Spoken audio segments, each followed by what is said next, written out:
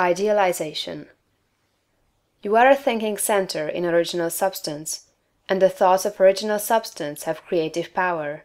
Whatever is formed in its thought, and held as a thought form, must come into existence as a visible and so-called material form, and a thought form held in thinking substance is a reality. It is a real thing, whether it has yet become visible to mortal eye or not. This is a fact that you should impress upon your understanding, that a thought held in thinking substance is a real thing, a form, and has actual existence, although it is not visible to you. You internally take the form in which you think of yourself, and you surround yourself with the invisible forms of those things with which you associate in your thoughts. If you desire a thing, picture it clearly and hold the picture steadily in mind until it becomes a definite thought form. And if your practices are not such as to separate you from God, the thing you want will come to you in material form.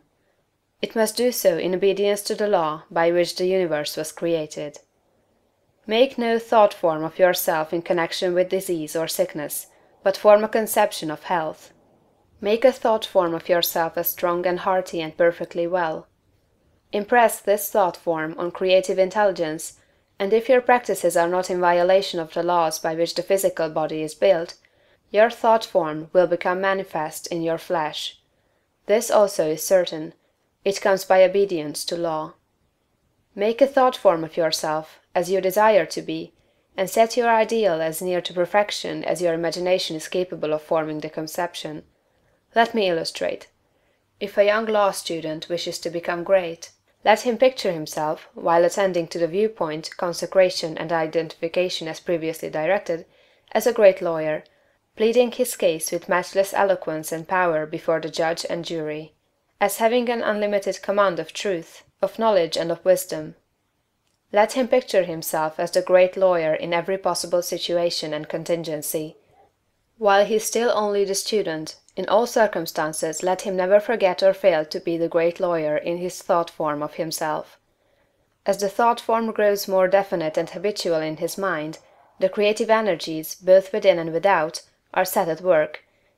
He begins to manifest the form from within, and all the essentials without, which go into the picture, begin to be impelled toward him.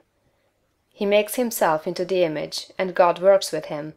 Nothing can prevent him from becoming what he wishes to be. In the same general way, the musical student pictures himself as performing perfect harmonies, and as delighting vast audiences. The actor forms the highest conception he is capable of in regard to his art, and applies this conception to himself. The farmer and the mechanic do exactly the same thing. Fix upon your ideal of what you wish to make of yourself. Consider well, and be sure that you make the right choice. That is, the one that will be the most satisfactory to you in a general way. Do not pay too much attention to the advice and suggestions of those around you. Do not believe that any one can know, better than yourself, what is right for you. Listen to what others have to say, but always form your own conclusions. Do not let other people decide what you are to be. Be what you feel that you want to be. Do not be misled by a false notion of obligation or duty. You can owe no possible obligation or duty to others that should prevent you from making the most of yourself. Be true to yourself, and you cannot then be false to any man. When you have fully decided what thing you want to be, form the highest conception of that thing that you are capable of imagining, and make that conception a thought form. Hold that thought form as a fact, as the real truth about yourself, and believe in it. Close your ears to all adverse suggestions. Never mind if people call you a fool or a dreamer. Dream on. Remember that Bonaparte, the half-starved lieutenant, always saw himself as the general of armies and the master of France, and he became in outward realization what he held himself to be in mind. So likewise will you.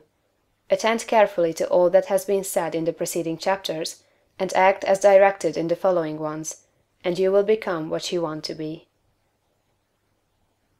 End of chapter 10.